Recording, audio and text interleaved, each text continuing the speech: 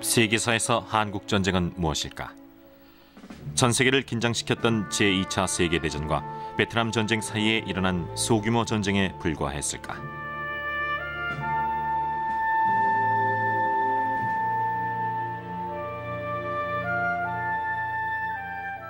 그러나 실상은 전혀 다르다. 아시아의 패권을 놓고 벌어진 피비린내 나는 전쟁이었으며 혹독한 추위와 지칠 줄 모르는 적에 맞서야 했던 처절한 전쟁이었다.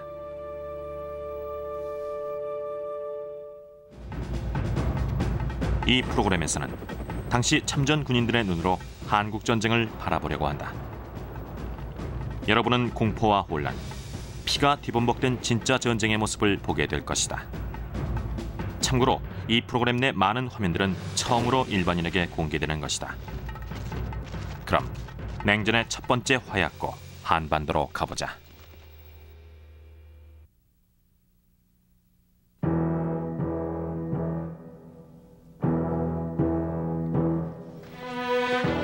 (1950년 4월) 한국전쟁이 일어나기 2달 전인 이때 한반도에는 이미 전쟁의 먹구름이 들이오기 시작했다. 남한의 한 사진사가 촬영한 이 처형 장면은 전쟁으로 치닫고 있던 남한과 북한의 대치 상황을 보여준다. 처형당하는 사람들은 북한에서 내려온 간첩들이다.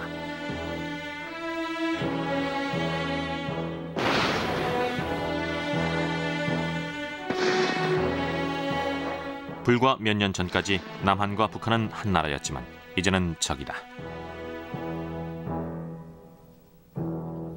제2차 세계대전 후 싹트기 시작한 둘의 긴장관계는 당시 거의 폭발 직전이었다. 한국은 고요한 아침의 나라로 불리지만 실제 자연 환경은 험하고 과거 역사는 고난의 연속이었다. 한국이 위치한 한반도는 북태평양의 조그만 반도로 미국에서 만여 킬로미터 떨어져 있다.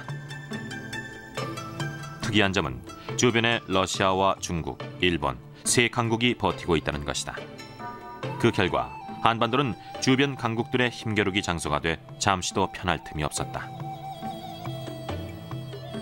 제2차 세계대전이 끝났을 때 한반도는 일본의 식민지 통치에서 막 벗어난 상태였다.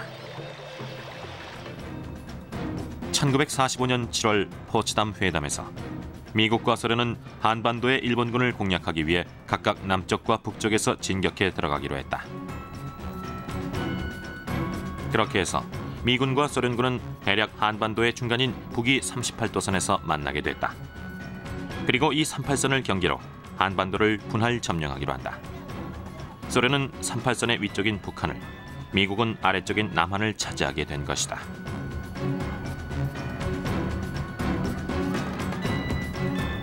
이후 1947년 미군과 소련군이 철수할 때 남한과 북한에는 전혀 다른 정부가 들어섰다. 북한에는 조선인민공화국이란 공산 정권이, 남한엔 이승만 대통령의 대한민국 정부가 수립됐다.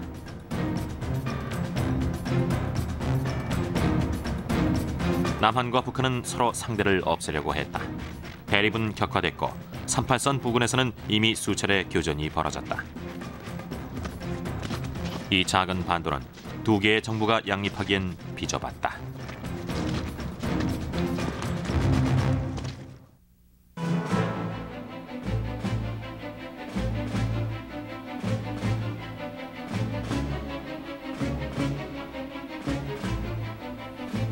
(1950년 6월 25일) 새벽 4시 북한군은 38선을 넘어 남한을 침략한다. 이전의 소규모 교전과는 차원이 다른 전면전이었다. 13만 5천 명에 달하는 북한의 인민군은 별다른 저항을 받지 않고 거침없이 남쪽으로 진격했다. 수적으로나 장비면에서 열세였던 남한의 국군은 저항다운 저항 한 번 못한 채 속수무책으로 당했다. 당시 남한의 전투력 열세에는 그럴 만한 이유가 있었다. 한국 전쟁 전에 이승만 대통령은 공공연하게 북침을 주장했다. 이에 미국은 아예 국군의 전력 증강을 막았다. 그런데 미국의 이런 전략이 남한을 위험에 빠뜨린 꼴이 됐다. 남한은 거의 맨손으로 북한의 탱크와 엄청난 화력에 맞서야 했다. 결국 전쟁 발발 이틀 만에 38선에서 50여 킬로미터 떨어진 서울이 북한에게 넘어가고 만다.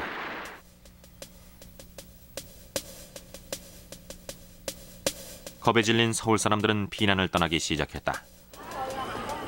한강을 건너 남쪽으로 갈 수 있는 길은 이들 피난민으로 북새통을 이뤘다. 그러나 북한 인민군의 남하를 두려워한 국군이 한강 다리를 폭파시킨다.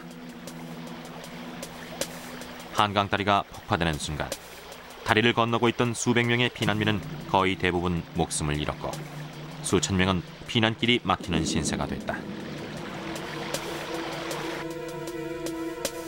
서울이 함락됐다는 소식은 순식간에 퍼졌고 남한은 공포 분위기에 휩싸였다.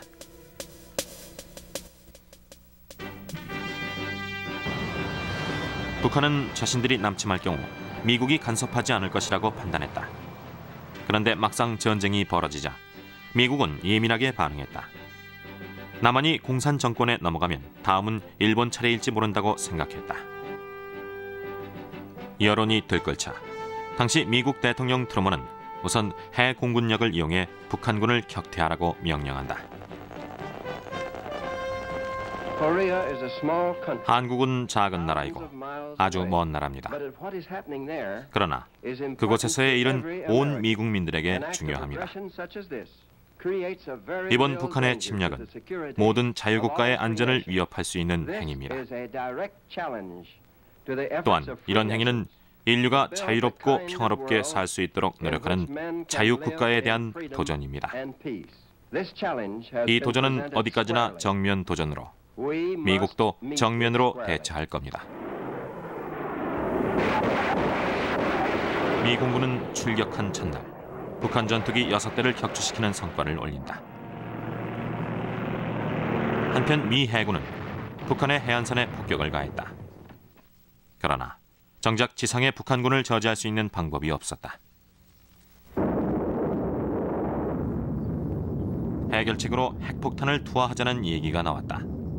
그러나 이미 핵폭탄을 보유한 소련과 충돌할 경우 걷잡을 수 없는 결과를 초래할 게 뻔했다. 결국 지상군을 투입하는 쪽으로 가닥이 잡혔다.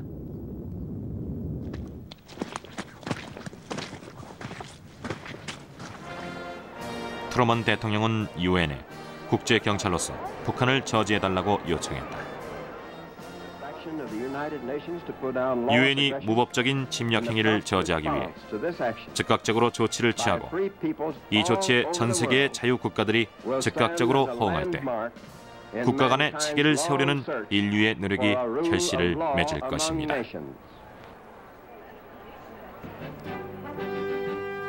유엔군의 핵심은 미군이 맡았다.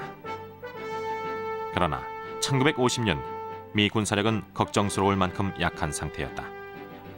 이에서는 1945년의 10분의 1 정도였고 특히 극동아시아에 배치된 미군은 극소수였다.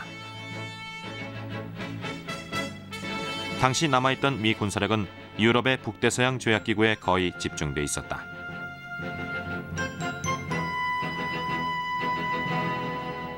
극동군 총사령관이자 제2차 세계대전의 영웅이었던 메가더 장군이 유엔군 총사령관으로 임명됐다. 당시 메가더 장군은 아시아 지역에서 미국을 대표하는 인물이었다. 그는 유엔군 총사령관에 임명됨으로써 자신의 군사적 능력을 보여줘야 했다.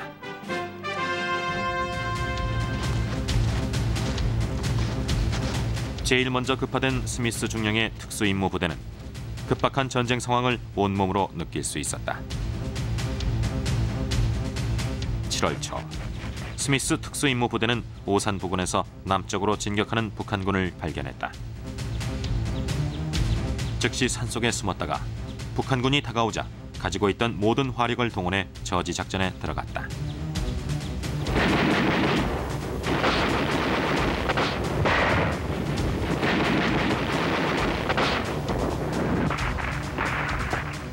그러나 북한군의 탱크를 막기에는 역부족이었다. 겨우 넉 대만 파괴했을 뿐 나머지 33대는 미군의 저지선을 뚫고 남하했다.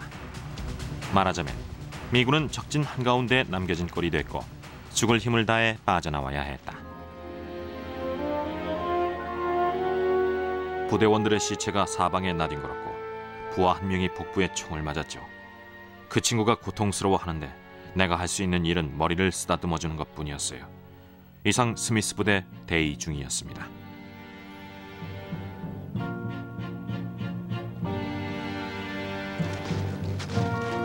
이 오산 전투를 통해 유엔군의 임무가 단순한 국제경찰이 아니라 전쟁에 적극적으로 개입해야 한다는 점이 명확해졌다.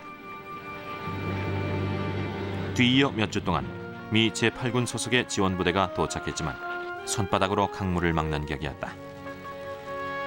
북한은 부산 근처까지 진격해 내려왔고 유엔군은 조금만 더 밀리면 바다로 뛰어들어야 할 형편이었다. 당시 유엔군의 전략은 북한군을 상대로 지연작전을 펴는 것이었다. 남진 속도를 둔화시키고 방어선을 구축하면서 시간을 벌려고 했지만 쉽지 않았다. 계속해서 북한군에게 밀려 후퇴를 거듭했다. 7월 20일 결국 금강전선마저 무너지고 남한은 한쪽 구석에 몰리게 됐다. 누가 봐도 유엔군의 참담한 패배였다.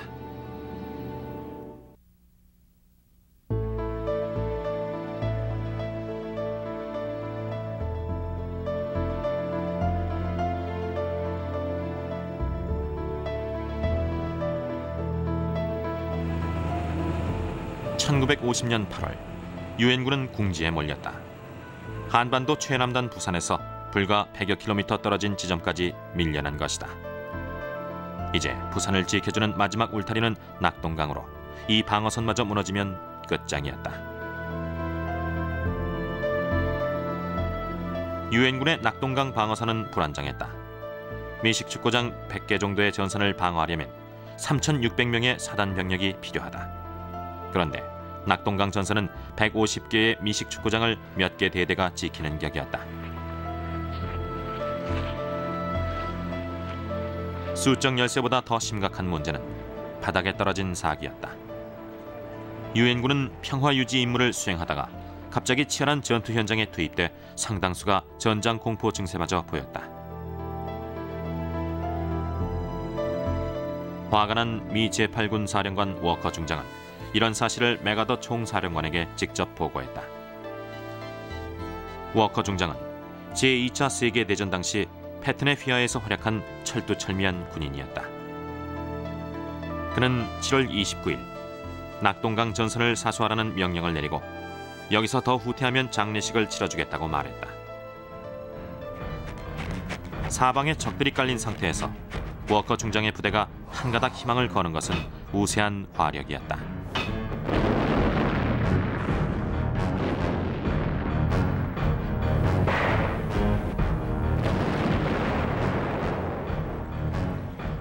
낙동강 방어선의 서남부에서 미 8군 25사단이 반격을 시도하는 동안 콜세어 전폭기가 북한군에 폭격을 가하며 적의 보급로를 파괴했다.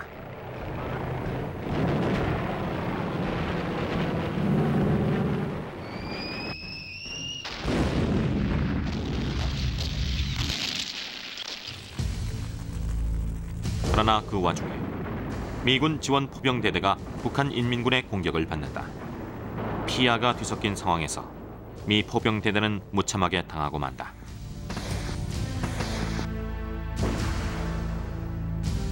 이 전투로 미 포병대대는 모든 장비를 잃었고 수백 명의 인명피해를 입었다. 서남부 반격작전은 실패했다. 한편 이보다 조금 상류 쪽에서는 북한군이 낙동강 방어선의 빈틈을 발견하고 공격을 개시했다. 밤사이 낙동강을 건넌 북한군은 이름 없는 능선을 점령하는데 이 능선을 통해 곧바로 부산으로 진격할 수도 있는 위태로운 상황이었다. 미군은 즉각 공세에 나섰다. 2주 동안 치열한 전투가 전개됐다. 얼마나 치열했던지 어떤 고지는 미군과 북한군이 서로 10여 차례씩 번갈아가며 차지할 정도였다. 그 사이 북한군에 대한 공습은 계속됐다. 총격전이 끝나면 아군 전폭기의 공습이 시작됐습니다.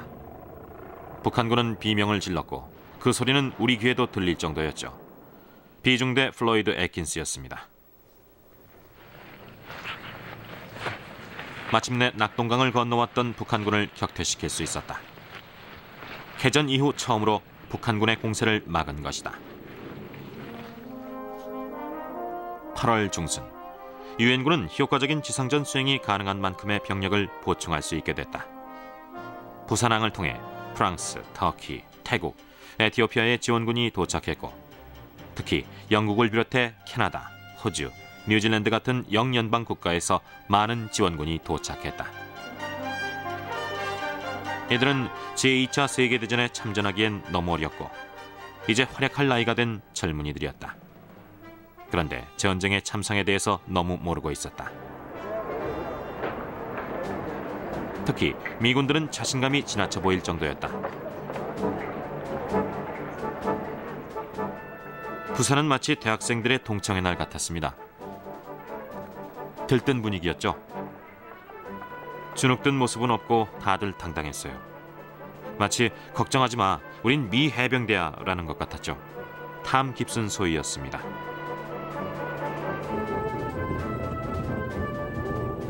새로 도착한 미군들 중에는 흑인 신병들도 많았다. 이 흑인 신병들은 미군 역사상 처음으로 백인들과 한 부대에서 전투에 참가하게 됐다. 한국전쟁 이전까지 미군은 흑인과 백인이 다른 부대에 소속돼 있었지만 급하게 병력을 배치하면서 흑백 혼합부대가 탄생하게 됐다.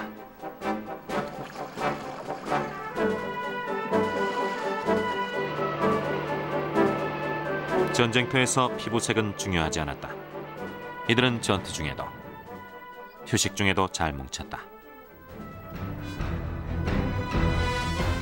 8월 공세에 실패한 북한군은 9월 1일 다시 낙동강 방어선 전역에 걸쳐 대공세를 시작한다. 그러나 북한군은 지칠 대로 지친 데다 보급로가 차단돼 공세를 오래 유지할 수 없었다. 패배의 그림자가 들이오기 시작한 것이다.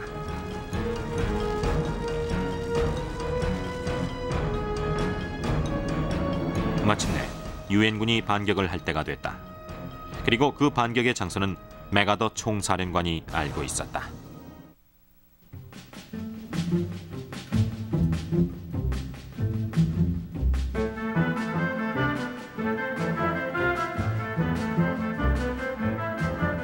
지난 몇 주 동안 메가더 장군은 대반격의 지점으로 인천항을 점찍고 있었다. 인천항은 서울에서 가장 가까운 항구로 교통과 보급의 주요 거점이었다.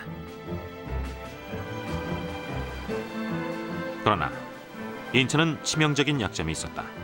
적진 한가운데 위치해 있고 소수간만의 차이가 1km나 됐다. 게다가 항공 정찰 결과 북한군이 인천항을 철통같이 경계하고 있었다. 위험 부담이 너무 컸다. 해군과 해병대 장성들은 메가더의 인천 상륙 작전에 반대했다. 그러나 메가더의 의지는 단호했다. 이 작전의 타당성에 대해 나는 추호의 의심도 없으며 성공할 가능성도 높다고 본다. 또 한 발 더 나아가 이것이야말로 적으로부터 주도권을 빼앗을 수 있는 유일한 희망이며 결정타를 입힐 수 있는 기회다. 인천항 점령은 북한군에게 정신적인 타격이 될 것이다. 반면 유엔군에게는 사기를 높이고 전쟁의 주도권을 잡는 계기가 될 것이 분명했다. 또 인접한 김포 비행장과 40km 거리의 서울을 공략하기도 적당했다. 그러나 좁은 해안에 상륙해 곧바로 도시를 공략해야 하는 만큼 쉽지 않은 작전이었다. 작전이 성공하려면 보통 군대로는 어림없었다. 메가더 총사령관은 인천 상륙 작전을 위해 제10군단을 편성한다. 육군과 해병대, 해군으로 구성된 이 군단은 부산을 떠나 인천으로 향했다. 한 참전 군인은 당시를 이렇게 회상했다. 부산항을 떠나자마자 인천항의 조수관만에 대한 브리핑이 있었습니다. 그렇게 조수관만의 차가 큰 곳에서 작전을 수행하긴 처음이었죠. 또 그런 대규모 상륙 작전도 처음이었고요. 9월 15일 새벽이 밝아오는데 만만치 않을 거란 느낌이 들었습니다. 미 해군 소속 조지 길먼 소위였습니다. 인천 상륙작전은 전략을 짜는데 어려움이 많았다. 썰물일 때 수심이 너무 얕아서 대형 군함의 기동이 쉽지 않았기 때문이다. 그래서 상륙작전을 밀물 시간에 맞춰 두 단계로 나눠야 했다. 아침 밀물 시간에 인천항 입구에 위치한 월미도를 확보한 다음 저녁 밀물 시간에 인천항을 공략하기로 했다. 작전 개시 닷새 전 월미도에 폭격을 가해 적을 무력화시키기 시작했다.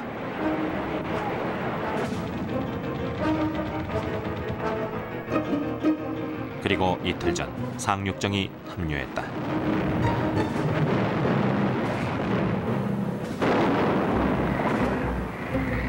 드디어 9월 15일 새벽 미 10군단은 월미도 공략에 들어갔다.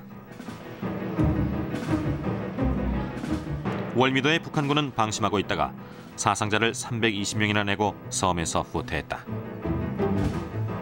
미군은 전사자는 한 명도 없이 부상자만 20명이었다. 월미도 점령 후 다음 밀물까지 11시간 동안 10군단의 보병들은 휴식을 취했고 콜세어 전폭기들은 인천 시가지에 융단 폭격을 해댔다. 다음은 당시 월미도에서 공습을 지켜본 잭 시걸 기자의 라디오 방송 내용이다. 콜세어기가 날아가고 있습니다. 정말인지 쏜살같이 날아다니네요.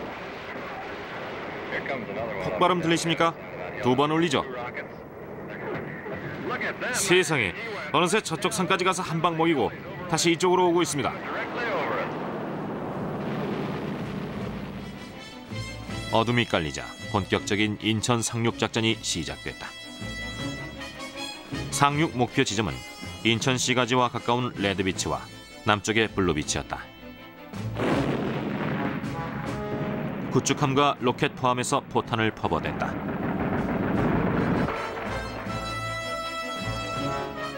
상륙정들은 속속 해변으로 향했다.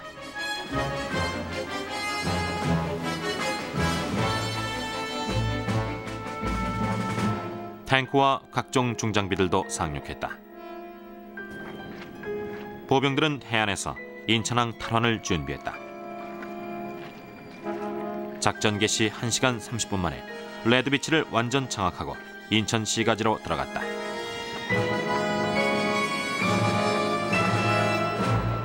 다음 날 아침 레드비치와 블루비치로 상륙한 보병들이 서로 만나면서 작전은 끝났다. 인천 상륙작전은 유엔군 전사자가 단 20명에 불과할 만큼 신속 정확했다.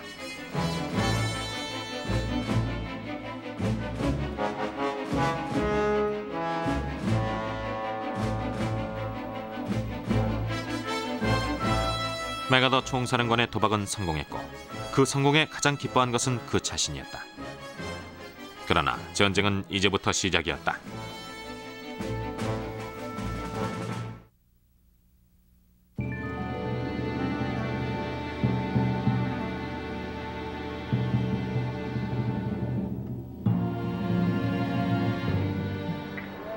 유엔군의 인천 상륙으로 남하나 있던 북한군은 큰 타격을 입게 됐다. 당시 북한군은 낙동강 전선에서 총력전을 펼치고 있었고 유엔군의 인천 상륙은 전혀 예상치 못했다. 게다가 낙동강의 북한군은 인천 상륙 작전이 끝난 뒤로도 일주일 동안 이 사실을 통보받지 못한 상태에서 전투에 임했다. 뒤늦게 이 사실을 알게 된 북한군은 겁을 먹고 즉시 퇴각하기 시작했다. 한편 인천에 상륙한 미 10군단은 서울을 향해 전진하기 시작했다. 이들의 발걸음에는 자신감이 가득했다. 제1 목표 지점은 김포 비행장이었다. 김포는 서울에서 가장 가까운 비행장으로 전략적으로 중요했다. 9월 18일 김포는 미 해병대의 손에 들어왔다. 그 후 해병대의 콜세어기가 김포 활주로에서 이륙해 서울을 폭격했다. 서울 수복의 신호탄이 울려 퍼진 것이다. 서울 수복 작전은 세 갈래로 나뉘었다. 우선 제5해병사단은 김포를 통해 바로 한강을 건너 서울의 서쪽 시가지를 공략하기로 했다. 한편 제1해병사단은 서울 남부의 교외 지역을 점령하고 서쪽 시가지에서 제5해병사단을 만나기로 했다.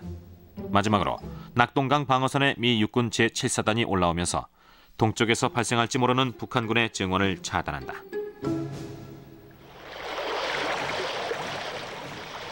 미 해병대는 작전대로 한강을 건넜지만 서울 서쪽의 고지에서 강한 저항에 부딪힌다.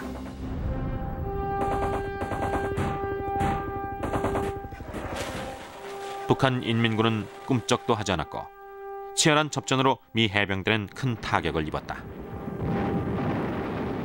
포대와 전투기가 사흘 동안 지원 사격을 했다.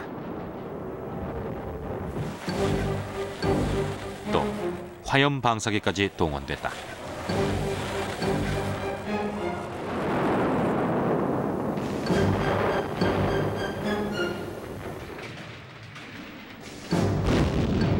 그러나 북한군의 저항은 거셌다. 미 해병대 소속의 중대가 66고지에서 치른 전투는 처절할 정도였다.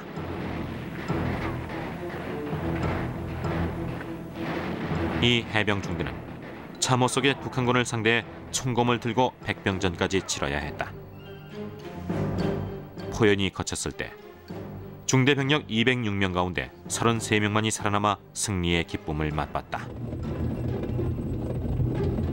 한편 서울 남동쪽에서는 미 육군 제7사단이 북한군을 쫓으며 올라오고 있었다. 9월 22일 북한의 전차 대대를 격퇴시켰고 서울에서 남동쪽으로 30여 킬로미터 떨어진 수원 비행장을 확보했다. 김포와 수원 비행장에서 이륙한 전투기들은 지상군의 서울 전진에 힘을 실어줬다.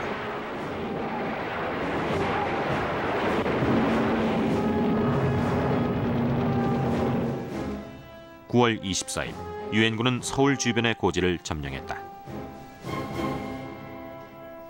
그때 광경을 잊을 수 없어요. 아래 펼쳐진 도시 곳곳에서 연기가 치솟고 건물은 불길에 휩싸여 있었죠. 콜스 여기가 날아와 폭격을 하면 폭발음과 함께 검은 연기가 솟아올랐습니다. 고지에서 본 그 광경은 마치 영화 같았죠. 하지만 그건 현실이었어요. 비숍 이등병이었습니다.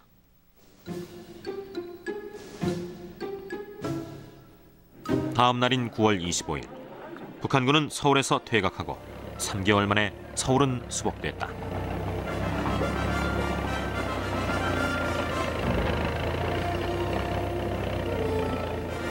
남한 경제 문화의 중심인 서울이 다시 원래 주인에게 돌아온 것이다.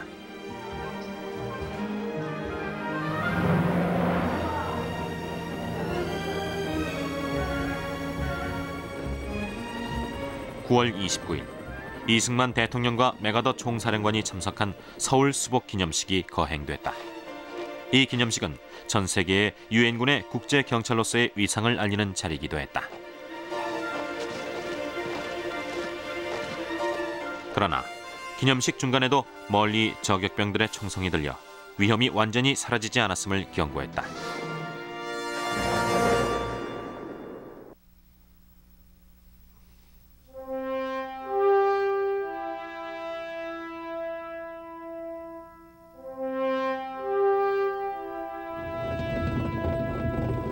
(1950년 9월) 이제 전선은 유엔군에게 유리하게 전개됐다. 마치 노르망디 상륙작전 후 연합군의 모습을 보는 것 같았다. 우선 목표는 38선까지 진격해 예전의 군사 분계선을 회복하는 것이었다. 마침내 10월 1일 남한의 국군 사단이 제일 먼저 38선에 도착했고 그 여세를 몰아 계속 북진했다. 일주일 뒤에는 유엔군도 38선에 도착해 북진 명령을 기다렸다.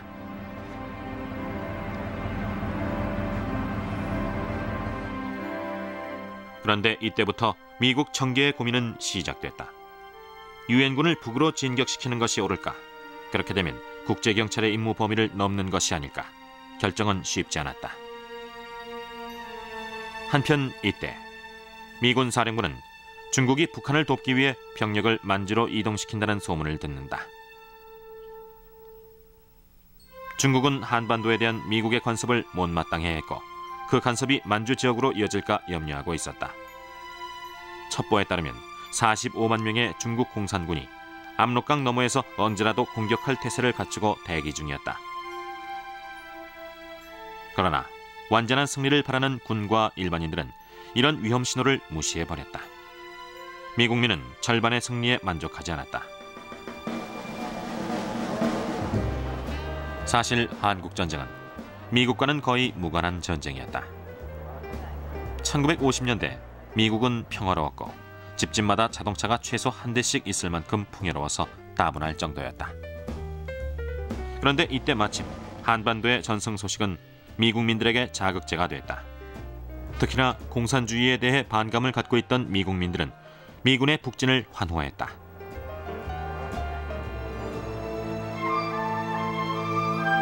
전쟁터가 북한으로 옮겨지면서 남한 사람들은 일상생활로 돌아갔다. 결혼식과 장례식도 치르고 시장도 열렸다. 또 지난 넉 달 동안 전쟁이 남긴 상처를 복구하면서 이승만 대통령이 늘 다짐했던 한반도의 통일을 기대했다. 그 기대는 오랜 세월 외세의 간섭과 침입에 시달렸기 때문에 더욱 간절했다. 한국은 과거 때로는 중국, 때로는 일본, 때로는 러시아의 간섭을 받는 수모를 겪었다. 심지어 이들 나라의 지배를 받기도 했다. 그 가운데서도 중국은 1000년이 넘게 한반도에 영향력을 행사했다. 그래서인지 두 나라는 불교와 벼농사를 짓는 등 문화적으로 비슷한 점이 많다. 그러나 1950년 이 두 나라의 정치 체계는 완전히 달랐고 한국전쟁은 이를 확인하는 자리가 됐다. 남한의 국군과 중국의 공산군은 그 어느 때보다 격렬한 충돌을 앞두고 있었다. 북한의 수도 평양으로 가는 길은 거칠 것이 없었고 유엔군은 각 부대별로 누가 먼저 평양에 도착하는지 경쟁했다. 북한은 평양 근처에 저지선을 구축했지만 유엔군의 파죽지세의 공격을 막아내지 못했다.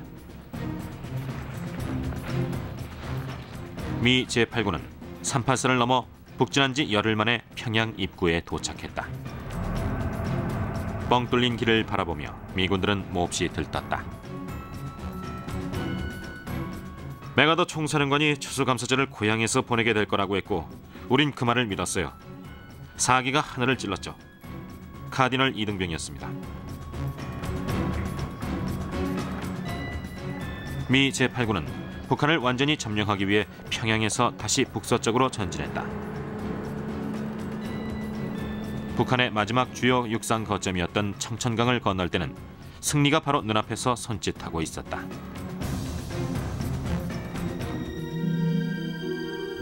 그러나 건너편에서 이들을 기다리는 것은 100여 구의 미군 시체였다. 궁지에 몰린 북한이 최후의 발악으로 미군 포로들을 죽인 것이다.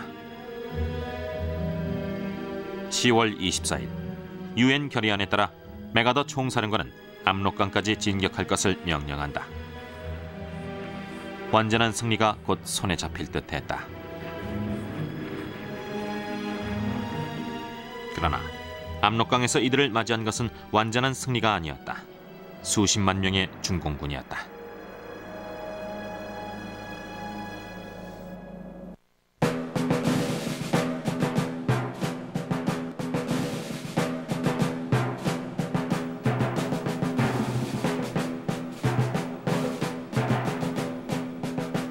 (1950년 10월 25일) 유엔군이 설마 했던 일이 현실로 나타났다. 압록강으로 진격하던 유엔군 앞에 갑자기 셀 수 없이 많은 중공군이 모습을 드러낸 것이다.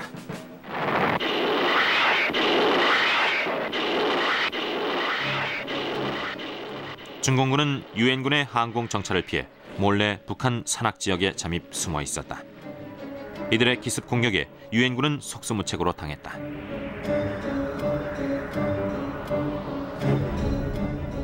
당시 유엔군의 방어책은 항공 지원뿐이었다.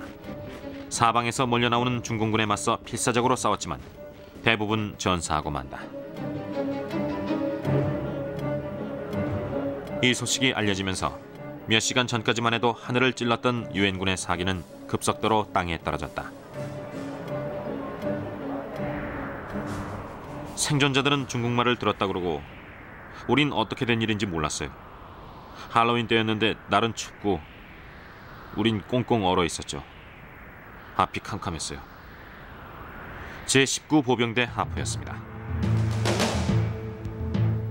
승전 퍼레이드를 준비하고 있던 극동사령부는 중국이 전면적으로 전쟁에 개입한 것은 아니라고 생각했다. 그래서 워싱턴에 압록강에 중국 수비대와 작은 마찰이 있었을 뿐이라고 보고했다.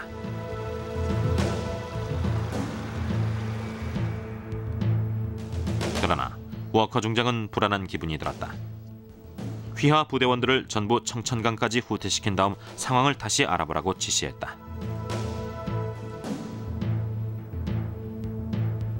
그런데 일순간 중공군이 자취를 감춰버렸다. 산속으로 들어가 숨어버린 것이다.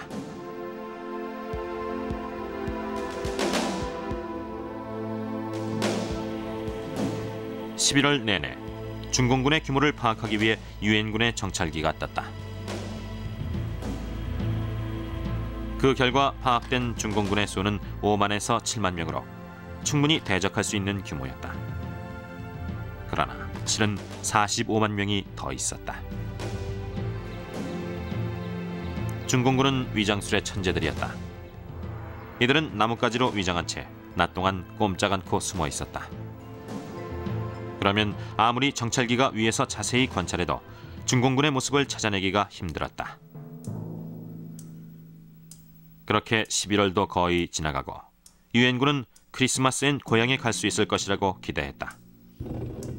중공군이 잠잠하자 11월 24일 메가더 총사령관은 재전진을 명령한다. 서부전선은 미8군이 맡았다. 이번엔 단 한 대대도 낙오되는 일이 없길 바라며 압록강으로 전진했다. 동부전선은 제10군단이 맡고 장진호 방향으로 전진했다.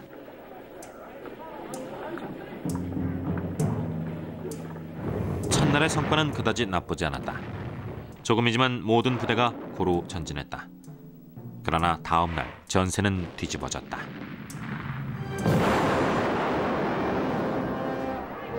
미 8군과 10군단 사이에는 허술한 빈틈이 있었는데 중공군이 이 지점을 집중 공격하고 나선 것이다.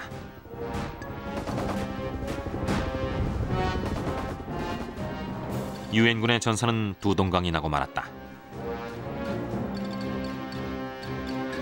재전진 사흘 만에 유엔군은 전면 후퇴하는 처지가 됐다. 그러나 두 동강 난 것은 유엔군의 전선만이 아니었다. 혹독한 겨울과 무자비한 공산군 앞에서 유엔군의 사기도 두 동강이 났다.